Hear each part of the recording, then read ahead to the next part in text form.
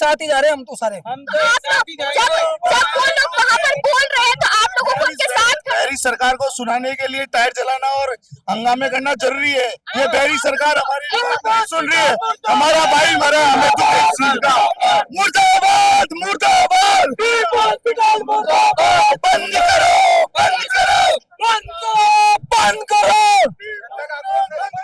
ये बात हमें तो इस चीज का, ये पुलिस प्रशासन बहरा हो चुका है। ऐसा क्या उसने कर दिया, ऐसा क्या लालच उसने दे दिया, ऐसा कौन सा पैसा उसने दे दिया जो कार्रवाई नहीं कर रहा है। ये हॉस्पिटल ने धंधा खोल रखा है, नहीं कर रहे हैं वो। शिव सिंह जी भी तो आए हैं ना, आप लोग उनके साथ होते हैं, आप अलग अलग हो गए। अब उनके नेतृत्व हम लोग कर रहे हैं, वो तो मना कर रहे हैं कि ये लोग हमारे साथ नहीं है। पर ये बहरी सरकार सुन नहीं रही है हमारी। हमारे को जाना बहुत जरूरी है उसके अंदर। बंद करो बंद करो। एक बात बताइए, हमें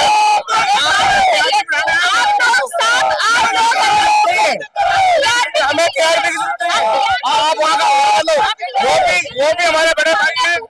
हमने पूछा वो मना क्यों कर रहे हैं? वो कोई मना नहीं, वो साफ मना कर रहे हैं, वो साफ मना कर रहे हैं। आप लोग जानबूझ के करेगा, कोई मना नहीं कर रहा, कोई मना वो नहीं खुद कर रहा, मना कर रहे हैं, वो खुद मना कर मना नहीं कर रहे, मना कर रहे हैं, वो खुद मना कर रहे हैं, खुद मना कर रहे हैं, वो खुद मना कर रहे हैं।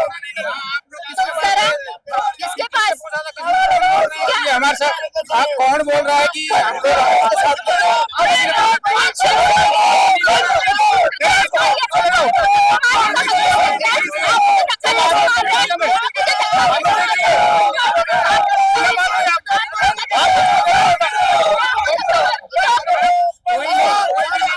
हम लोग वहाँ के नहीं है, हम लोग उन्हीं के साथ में है और उसी के हिसाब से हम लोग कर रहे हैं। वो क्यों नहीं है? मेरा कहने का अपन इतना है ना, इधर है, हम लोग इधर है। जो नेतृत्व कर रहा है वो यहाँ क्यों नहीं है? तो वो हम लोग है ना, खुद अभी उन्होंने मना किया, उन्होंने खुद अभी मना किया। इसका मतलब आप भी टीआरपी ले रहे हैं, इसका मतलब आप वो हमारे साथ है।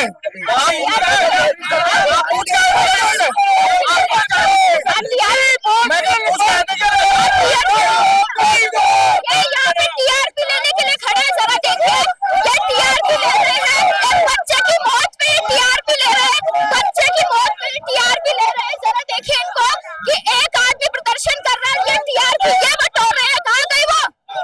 इनको देखिए, ये महाशय यहाँ टीआरपी लेने आए हैं, ये महाशय बच्चे की मौत का तमाशा बना रहे हैं लोग, और मुझे कह रहे टीआरपी के लिए, मुझे कह रहे टीआरपी के लिए।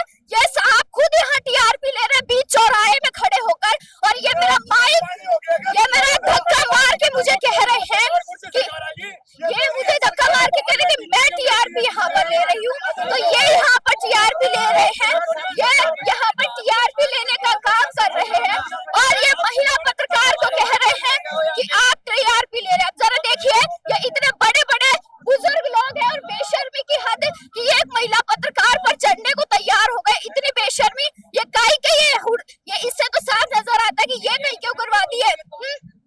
ये इनके नजारे हैं कि ये लोग कहाँ से उठ के आए, कुछ नहीं पता है।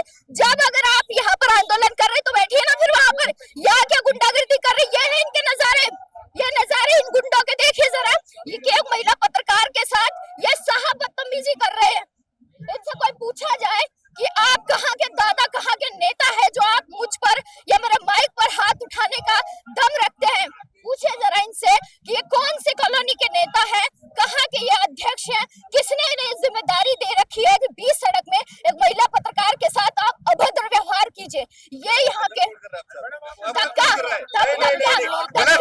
मारा गया,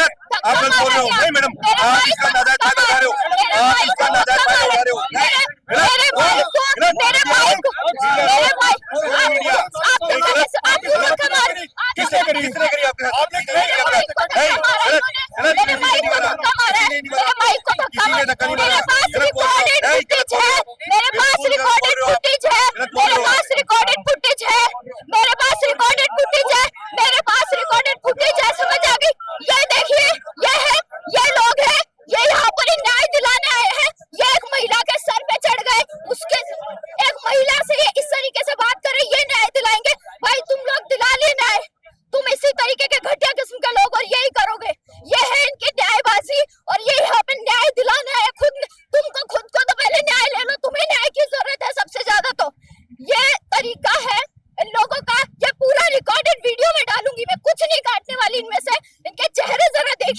कि एक महिला पत्रकार के साथ क्या करते हुए नजर आ रहे हैं। इस तरीके के घटिया प्रवृत्ति के ये लोग हैं यहाँ पर। आपने किन्हें किन्हें खुला छोड़ रखा है सड़क पे, किन्हें खुला छोड़ रखा है हमसे बदतमीजी करने के लिए, किन्हें छोड़ रखा है आपने?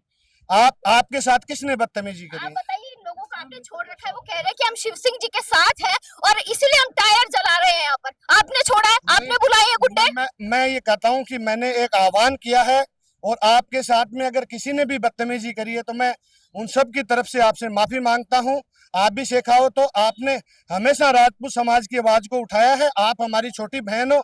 अगर किसी ने भी इस तरह की चीजें, कुछ लोग न्यूज सेंस आकर के ये चीजें करता है तो मैं आप बिगाड़ने की कोशिश है मेरी छोटी बहन। मैं भी एक समाज की आवाज उठाने के लिए खड़ा हूँ, या मुझे कुछ भी, जैसे आप भी इस आवाज को उठाने के लिए खड़े हो वैसे मैं भी खड़ा हूँ गर्मी के अंदर। एक बात बताइए, सरासर आप पर इल्जाम क्यों लगा रहे कि आपने बुलाया, आपके साथ है ये लोग और फिर इस तरीके का व्यवहार कर रहे हैं सड़क पे? आपको यही तो कहना चाहता हूँ कि समाज के अंदर यही तो आ रही है। अरे मैं समाज के लोगों से मुझे क्या चाहिए? समाज की न्याय दिलाने के लिए मैं इस रोड पे बैठा हूँ भाई, मैं तो कुर्सी पे भी नहीं बैठा। मेरा नाम खराब करने की जरूरत नहीं है भाई साहब। मैं सभी लोगों से इस परिवार को न्याय दिलाऊं, मैं हाथ जोड़ के रिक्वेस्ट करता हूँ। ये दिव्या शेखावत है, जब भी राजपूत समाज की बात आई ये ताकत से उठाती है। मैं छोटी बहन से मेरी छोटी बहन से कहना चाहता हूं, अगर आपको कहीं से भी कोई बुरा लगा तो मैं आपसे माफी चाहता हूं, लेकिन इस शुभम, इस परिवार को न्याय दिलाने के लिए पूरी ताकत के साथ में रहना पड़ेगा। आपको साथ रहना पड़ेगा। इनके इकलौता बेटा था मैं।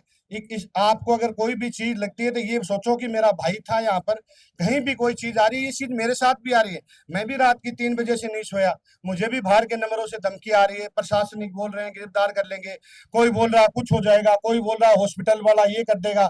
तो ये चीजें तो होती रहती है। उसके बाद में भी दिव्या भाई साहब, क्या मैं यहाँ नहीं बैठा हूँ? क्या मुझे गालियां सुनने को नहीं मिल रही है? और जो हमारे लोग होंगे वो हमारे पास यहाँ खड़े होंगे, कोई वो नहीं है। आप मेरे को एक बात बताइए कि मैं तो यहाँ बैठा हूँ ना, मैं किसी भी तरीके से, मेरे से बोला ही नहीं जा रहा, लेकिन वापस समाज ने खड़ा किया कि दादा आपको खड़ा होना पड़ेगा, बोलना पड़ेगा। मैं कोई जनप्रतिनिधि या मैं कोई फैसला लेने वाला नहीं हूँ। मेरा एक प्रयास है कि इस परिवार को न्याय मिले। इस बच्ची को जब मैं देखता हूँ तो मुझे ये बताया जाए, कोई भी अगर अध्यक्ष होगा समाज का, क्या इस बच्ची को देख के आंसू नहीं आएंगे? क्या शुभम को देख करके आंसू नहीं आएंगे? कुछ भी किया जाएगा, अगर कुछ भी करा जा रहा है तो हो सकता है कि मुझे थोड़ी देर में गिरफ्तार भी कर ले, थोड़ी देर के बाद में ही कर ले, लेकिन मैं उठने वाला नहीं हूँ। और इस परिवार को ऐसे ही न्याय दिलाता रहूंगा, सर्व समाज के लिए मैं काम करता रहूंगा।